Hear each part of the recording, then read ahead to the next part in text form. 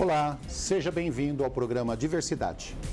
Muitas vezes em minha vida eu participei de simpósios, de discussões onde se falava a respeito de inclusão e principalmente da forma de se socializar a pessoa com deficiência que está há muito tempo dentro de casa. Aquelas pessoas que tiveram por alguma forma, por algum modo, o seu aprisionamento. Ficaram dentro de casa por medo dos pais, ou por medo das ruas, ou por não ter mesmo uma acessibilidade física e atitudinal por parte da sociedade, essas pessoas ficaram presas dentro de casa.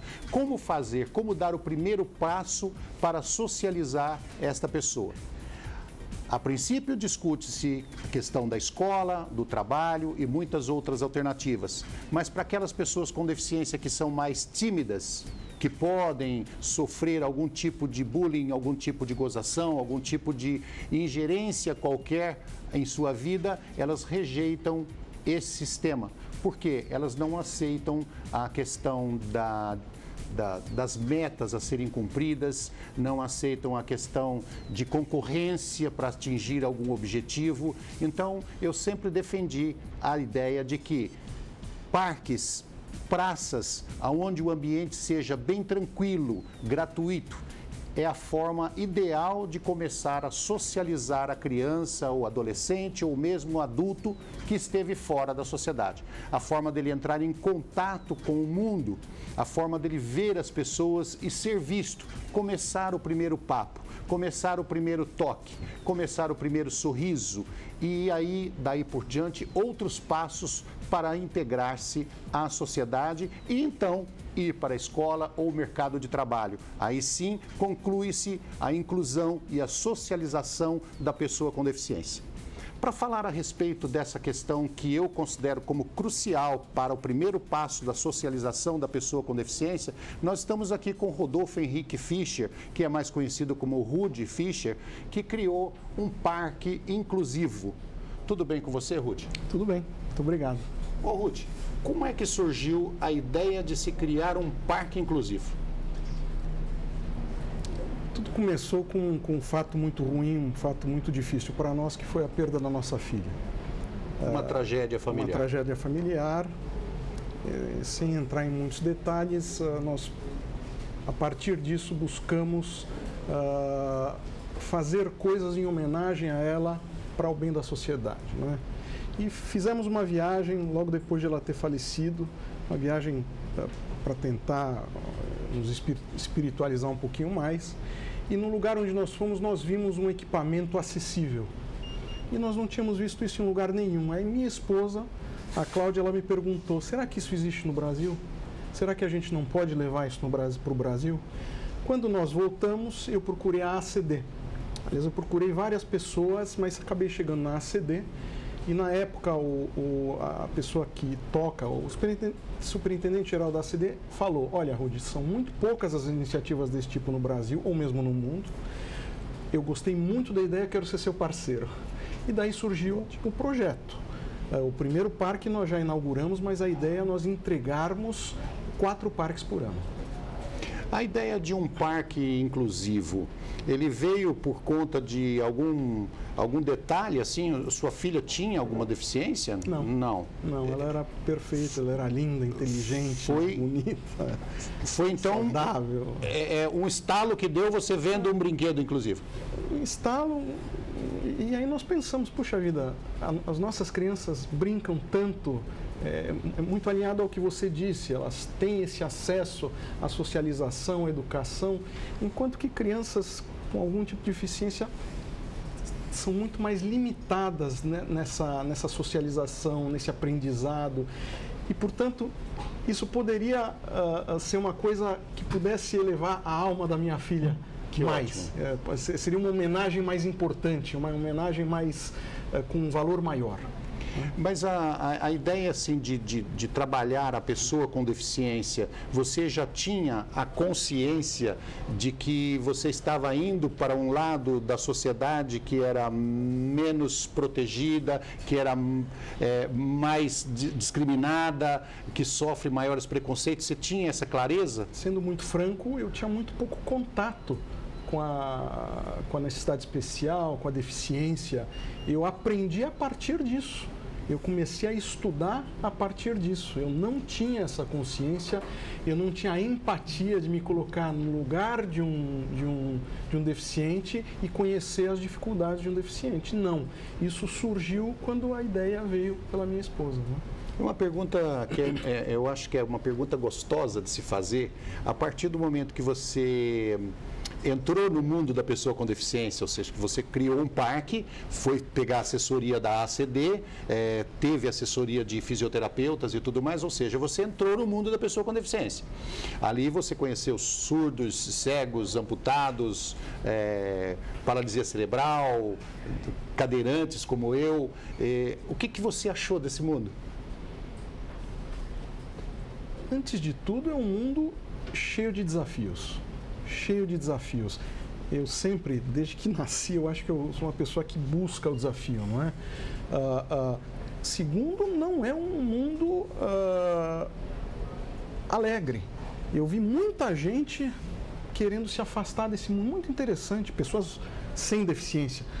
Muito triste. Muitas vezes eu fui em algumas exposições, palestras sobre isso, e muita gente mostrando desconforto em estar presente num lugar como esse. Ou seja, é um mundo difícil. E terceiro, por tudo isso, é um mundo muito carente, né? O que você está falando tem bastante verdade com relação às pessoas que não são deficientes e que, ao se aproximar do mundo da pessoa com deficiência, mostra essa insatisfação, esse medo que vem da ignorância do assunto. Mas eu queria dizer a você, meu amigo, minha amiga, que o mundo da pessoa com deficiência não é triste. Se você entrar e conviver com as pessoas com deficiência, você vai ver que geralmente são pessoas muito alegres, pessoas que têm uma vontade de viver enorme, que têm uma vontade de se superar a cada dia, que existe piadas no meio, que existe muitas brincadeiras. Inclusive, agora no mês de abril, nós teremos a Reatec, que é uma feira de reabilitação, que deve ser visitada por todos. A Reatec é uma feira que obrigatoriamente deveria ser visitada, principalmente pelas pessoas que não têm uma deficiência, que desconfiam, que têm preconceito, que têm algum tipo de discriminação. Vai ver ali um mundo completamente diferente, um mundo que talvez fosse até a ideia de um mundo paralelo a esse, mas um mundo de muita alegria, de muita energia, de muita vontade. Tá? É importante que se diga que o meio da pessoa com deficiência é muito alegre e muito produtivo, inclusive. Ô, Rudy, bom, tudo bem, você sentiu um pouco de tristeza, um pouco de medo das pessoas que não são deficientes, mas você conheceu pessoas com deficiência nesse percurso aí até o parque ficar pronto? Eu não iria deixar de falar sobre isso, não. Conheci muitas, continuo conhecendo e provavelmente vou conviver muito com isso. E você vai ganhar muito com isso. Não há dúvida, eu aprendo muito. Eu comecei a aprender muito, hoje eu aprendo muito e oxalá aprenderei muito também. Uma das coisas mais gratificantes, uma das experiências mais gratificantes que eu tive na minha vida, eu me lembro, estou vendo a foto na minha frente agora. Essas crianças brincando no parque, esse parque que nós inauguramos dia 25 de janeiro, hoje ele está ativo, ele é aberto à ACD e é aberto ao público em horários específicos também. E eu vou lá umas 2 vezes por mês, 3 vezes por mês eu estou lá. E eu acompanho as crianças brincando lá. Como eu disse, uma das coisas mais gratificantes pelas quais eu já passei foi ver uma criança muito pequenininha que nunca tinha entrado num parque brincar num desses brinquedos que nós criamos. Esses brinquedos são todos criados com a ajuda de terapeutas, com a ajuda dos fabricantes dos brinquedos. Ela sentou, é uma florzinha que se movimenta porque ela tem uma mola embaixo, né, protegida. Ela sentou, se segurou, ela não tinha o movimento da cintura para baixo, começou a balançar e começou a rir. Foi das coisas mais maravilhosas pela qual eu já passei. E sempre que eu vou lá, agora o parque é muito utilizado. Então você vê crianças em todos os brinquedos. É um parque relativamente grande, são 15 brinquedos, às vezes repetidos, são mais, não é? Com caminhos táteis, com brinquedos sonoros, com brinquedos visuais, com balanços para cadeirantes, quer dizer, são vários tipos de brinquedos, e sempre cheio, e sempre com um sorriso na cara das pessoas. Na verdade, eu acho que isso, por ser uma inovação, por ser uma coisa assim criada agora, recentemente, apesar de que alguns brinquedos inclusivos já existem há bastante tempo, tá? Tinha aquele balanço com cadeira e do outro lado um espaço para cadeira de roda. Nós chegamos até a colocar um brinquedo desse ou dois no Parque do Trote, aqui em São Paulo, mas infelizmente os cuidados por parte da prefeitura, os cuidados por parte dos zeladores ali e até mesmo dos frequentadores do parque não fez com que durasse mais que 2 semanas o brinquedo, foi quebrado. As crianças não foram orientadas e subiam ali 10 crianças no lugar da cadeira de roda e quebraram o balanço. Mas, por conta dessa inovação, realmente tem muitas crianças com deficiência que nunca experimentaram um brinquedo. Então, deve ter sido sensacional para você, uma emoção enorme, ver aquela criança pela primeira vez sentindo a sensação de um balanço, de um... Foi. É diferente. Eu tenho alguns comentários em relação ao que você disse. Fique à vontade. Em relação à manutenção, esse é um problema gravíssimo. De fato, esses equipamentos já existem há muitos anos, em vários países. Em todos os países que eu visitei, o problema básico é a manutenção. Então, algumas das premissas do nosso projeto, é um projeto, não é? Baixo custo, baixa manutenção e alta durabilidade. Aqueles parques que fizerem parte desse projeto, eu vou visitar todos os anos, claro, no começo com maior frequência, depois com menor frequência, e verificar como está sendo feita a manutenção, porque o acordo é o seguinte, nós doamos o parque, mas a manutenção fica por conta de quem recebe o parque.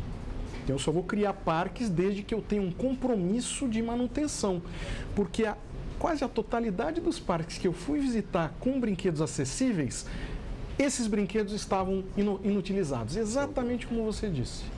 São os primeiros a serem quebrados. Exatamente. E são caros, eles são muito mais caros do que os brinquedos não acessíveis. Isso não tem a dúvida de que é mais caro, porque tudo que é feito para o deficiente, ele é mais caro. Eu às vezes eu brinco e falo assim, uma bicicleta tem 2 rodas, tem igual da cadeira de roda, tem mais alumínio do que na cadeira de roda, tem um freio Chinon, tem como é que chama? O câmbio de 21 marchas e custa R$300. Uma cadeira de roda tem menos equipamento, não tem o freio, não tem o câmbio, não tem nada, custa R$2.000. Então, tudo para o deficiente, ele é mais caro. É isso mesmo. Sempre assim. Uma pergunta, Ruth. A preocupação com relação à manutenção desses brinquedos que você disse, que considera importante, eu também considero importante, porque eles se quebram mais rápido. Você tem um contrato com o pessoal fazendo com que eles se obriguem a fazer a manutenção? Existe alguma punição caso não seja feito? Nós, por enquanto, só entregamos o parque piloto para a ACD. A ACD é uma associação seríssima. Séria. E foi um compromisso que nós formalizamos junto à ACD e eles se comprometeram a fazer essa manutenção. Nós estamos agora criando um tutorial para o nosso projeto, que agora nós vamos aumentar o número de receptores e, portanto, nós vamos criar. Tudo foi feito sem um modelo. Tudo que foi feito nesse parque piloto com a ACD foi feito experimentalmente. Aí nós vamos entender o que é que foi bem, o que é que foi mal, o que precisa ser melhorado, o que precisa ser feito. Nós estamos criando exatamente agora tudo que nós queremos colocar como condição para fazer parte do projeto. E, portanto, estamos criando, com a ajuda de advogados, modelos de contrato, de quem receber, tudo.